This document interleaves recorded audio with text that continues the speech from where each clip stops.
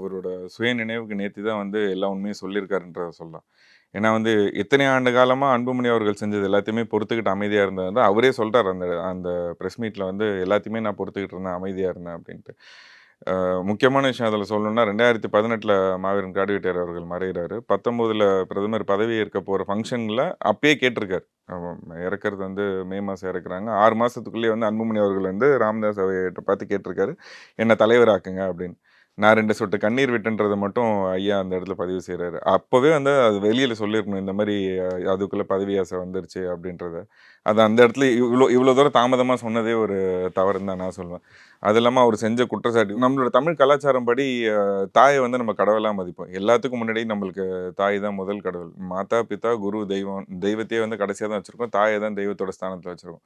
அப்படி இருக்க பெத்த தாயவே வந்து ஒரு பாட்டில தூக்கி அடிக்கிறார் அப்படின்னா, இவரு எந்த அளவுக்கு ஒரு மனநிலையில இருப்பாரு?